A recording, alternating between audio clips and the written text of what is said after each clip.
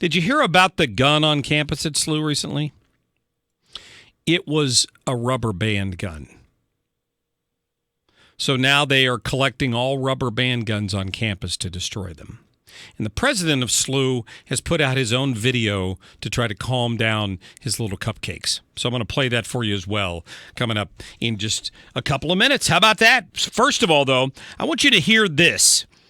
This statement from one of the senators, Brian Munzlinger, on what's going on down in Jeff City, causing a bunch of delays in the Senate. This is just his take on it. I want you to hear it. We've got a group that want to derail the Senate. They just do everything they can to throw up roadblocks. Unfortunately, we have Senate rules, and they're using all of them they can. The rules were meant there for good things to go on. They're actually using these rules to derail the Senate. They actually put a resolution out there to change our rules this late in the session. It is crazy. And they have no respect for the rest of us Senate members. I've been here for 15 years. Never seen anything like it. That is Senator Brian Munzlinger. He's the majority caucus whip for the Republicans from District 18. So a little bit of frustration down there. I wanted to kind of get a feel with a week left of what they might get done. Ask our friend Senator Bill Eigel from St. Charles County to join us to talk a little bit more about that. Bill, how are you? Hey, I'm good, Mark. Thanks for having me on. You bet. Great to have you. And how do you react to what Senator Munzlinger had to say? Do you agree with him? Well, yeah, I do agree with him to an extent. In fact, I think it's safe to say that we didn't get nearly as much done this week as we had hoped to, and there was some obstruction out there on the Senate as a small group of senators wanted to try to push and force a discussion on some of their legislative priorities. And as a result, the good news is we did get the budget complete, and so we met the constitutional deadline, which passes today, to get that complete. But we didn't really get a chance to work on much else. So there's a lot of pressure, I think, going into the last week. Yeah, I would say. So tell me what the priorities are as far as you're concerned to try to get a few bills done before we run out of time. It's on Friday. Well, from a St. Louis perspective, I'm very interested. We need to have a discussion and get something done on the minimum wage preemption bill. As many folks in St. Louis are aware, the minimum wage is passed by the city of St. Louis is going up today. There is a bill that we're expecting to come up early next week in the Senate that will prohibit local areas from setting different minimum wage rates from the state level. So that has a very negative effect and consequence for some of our small business owners around St. Louis. Because if you're not working in St. Louis, you're living in St. Louis County and around the city, and so we want to take action sooner rather than later. There's also some other big priority bills that we've been trying to get more and more discussion on, labor reform bills like paycheck protection and prevailing wage reform, and some educational reforms, a charter school expansion and accountability measure. So there's a lot that we're trying to squeeze into this last week. So let's focus on the minimum wage preemption bill for a few minutes. Mm-hmm. I can't imagine that it would not have a lack of support given the balance in the Senate right now. But because of Senate rules, I guess it's possible that somebody like Senator Nasheed, who really wanted to throw a wrench in the gears, could use those rules to try to filibuster that bill, correct? That's correct. It's a double-edged sword in the Missouri Senate, where on one hand I think we enjoy broad support throughout the supermajority of Republican members, but on the other hand, it only takes a handful of senators to really gum things up. We have some what I would term nuclear options that are available to us to balance out the power of the few, or the tyranny of the minority, as we're coming to know it as. But that being said, I think this is important enough to the city of St. Louis and to our districts, and it is important enough to the Republican caucus that we need to get something done. Well, I hope so. I mean, you're a small business owner. If somebody came to you tomorrow and said, oh, by the way, starting tomorrow, if you have any employees who are only making minimum wage, you have to give them a 40% pay hike. Absolutely. First of all, I, as a conservative Republican, Mark, I don't think the government should be in the business of setting wage rates in the first place. Right. Whenever you have a government setting wage rates and telling private businesses what they should or should not do between their employees and themselves, that I think you run into a lot of trouble. And wage rates are a critical issue for a small business owner. And small business owners are not just going to absorb that cost and accept less profit or make their businesses unprofitable. They're going to be forced to pass that cost on to the consumer. So what we're actually doing when, on one hand, we think we're helping folks by mandating a higher minimum wage, what we're actually doing is increasing everybody's costs. So it's a net sum game, and it doesn't work out. Yeah. Well, I think it's.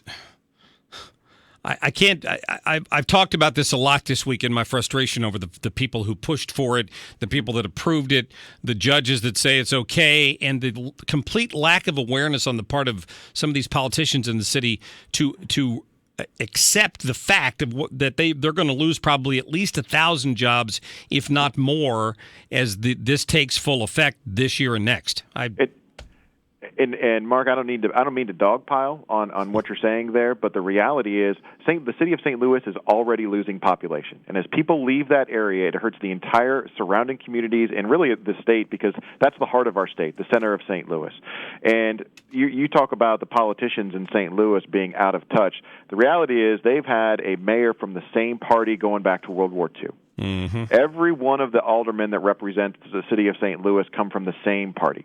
And when you have that uniform agreement on policy, this is the result. And I think this is another example of a policy that's going to continue to drive people out. It's going to continue to make life difficult for the residents that remain there, and things aren't going to get better until we consider some new ideas and new ways of doing business. We're talking to Senator Bill Eigel from the 23rd Senate District out in St. Charles County. So on the issue that's kind of plugging things up, the senators who got together and were really pushing for this ethics reform. I think Senator Schaaf from the western part of the state was one of the senators behind SB 73. Where do you stand on that? Because part of the language of that ethics reform would kind of lift the veil of secrecy over donors to some of these, I guess, political action groups.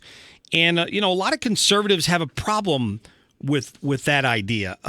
The Adam Smith Foundation sent out an email blasting it, saying that it's going to open to harassment by those who do not share their views, and it's a clear threat to the exercise of free speech. Make no mistake about it, the left will use this information to intimidate conservatives. So there are people attacking some of the language that's in this ethics bill.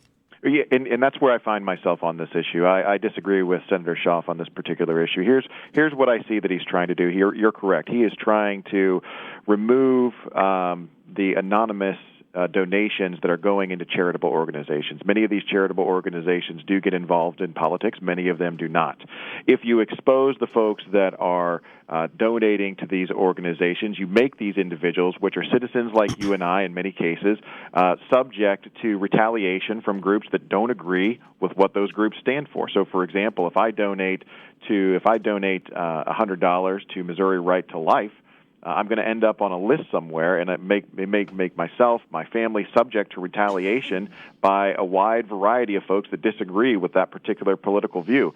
And this is happening, and we're seeing this happening around the country. In fact, back in 2008 and 2009, many of the folks that were supporting these C3 and C4 organizations, which are the charitable organizations in question, were targeted by the IRS. The IRS did not agree with what these folks were doing, so they went after them, and that got a lot of press. And so when guys like Rob Schaaf are using words like transparency, which has a positive connotation generally with the Missouri public, the word he actually needs to be using is exposure. We're exposing private citizens to the vulnerability of retaliation. I'm here to protect the free speech of the citizens I represent, so I oppose him on this measure.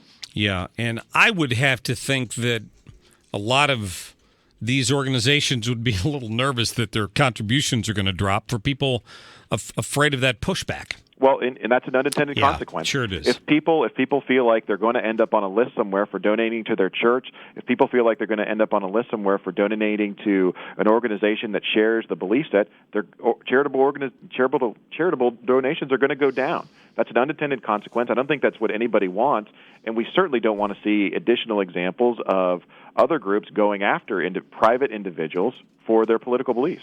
Well, here's hoping that we get some movement next week and we get a few of these important bills to a vote and to the governor's desk. Senator Bill Eigel, keep us updated. Would you send me a text or something? Let me know how